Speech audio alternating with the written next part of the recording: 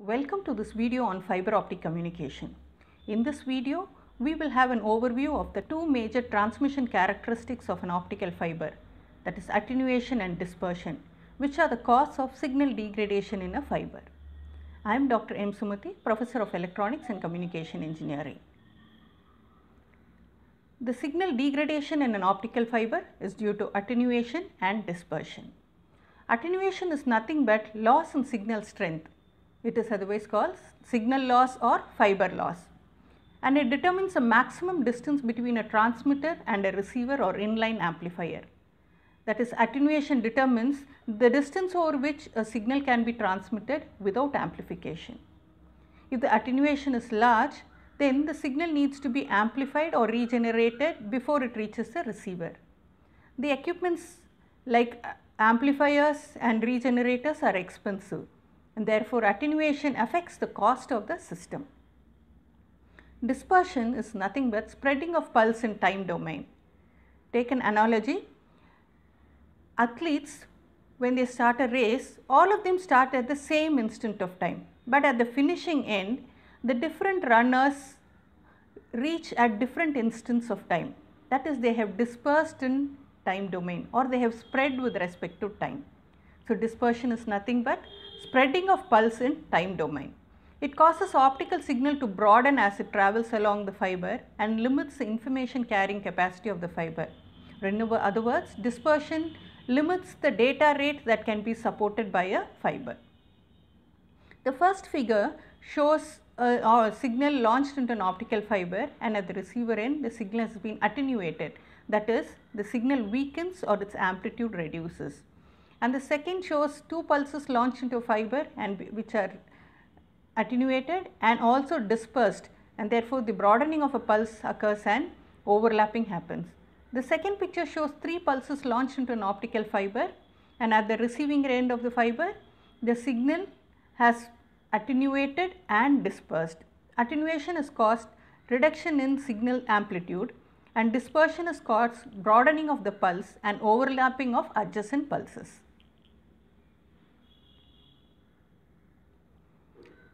Attenuation. We will look into the expression for attenuation. So, as light propagates along a fiber, its power decreases exponentially with distance. If P of 0 is the power at origin ohm, then at a distance z, the power P of z is equal to P of O into e power minus alpha p z, where alpha p is the attenuation and e power minus indicates that the power decreases exponentially. And from this expression, the attenuation alpha p can be determined in Nepers per kilometer, but normally attenuation is expressed in dB per kilometer, which is given as 10 by z log of P of 0 by P of z. The optical power that is launched into a fiber or received at the receiver end is of very less amplitude, to the tune of microwatts and nanowatts. Therefore, optical power when expressed in dB is expressed as dBm, that is decibel milliwatts. Power in decibel milliwatt is equal to 10 log of power in watts by 1 milliwatt.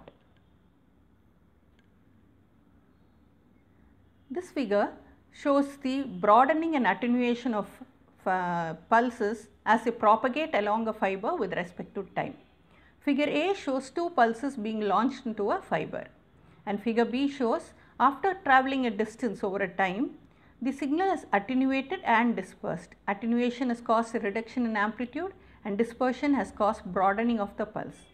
Figure C shows the pulse after they have travelled a little more distance in the fiber, and so the signal is further attenuated and broadens further, and overlapping of signals has occurred, and that has caused intersymbol interference or ISI. This ISI limits the data rate that can be supported by the fiber. Figure D shows the pulses as they propagate further down the fiber, and so broadening of the pulses occurred and they have overlapped to such an extent that the pulses are indistinguishable. That is, a receiver will not be able to distinguish between 1 and 0, and therefore error occurs. Therefore, dispersion in an optical fiber causes pulses to broaden, which results in intersymbol interference, which causes errors in the data that is received.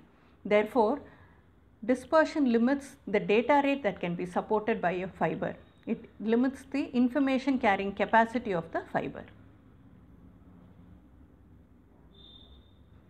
This chart shows attenuation and dispersion and the various causes for that.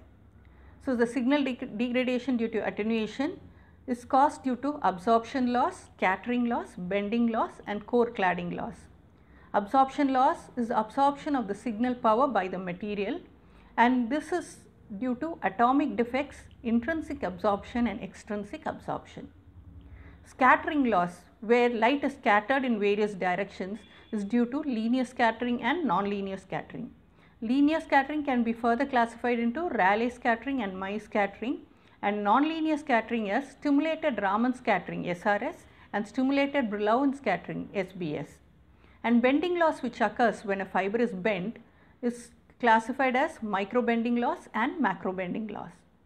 And core and cladding losses occur because of the difference in refractive indices in the core and cladding. Coming on to dispersion, it is due to intermodal dispersion, intramodal dispersion and polarization mode dispersion. Intermodal dispersion is due to dispersion between modes, intramodal dispersion is dispersion within a mode, and it is further divided into material dispersion and waveguide dispersion, and finally we have polarization mode dispersion.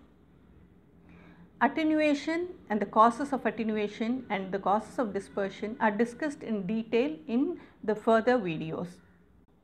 In this video, we have seen the overview of the major transmission characteristics of an optical fiber, which are also responsible for signal degradation, that is attenuation and dispersion.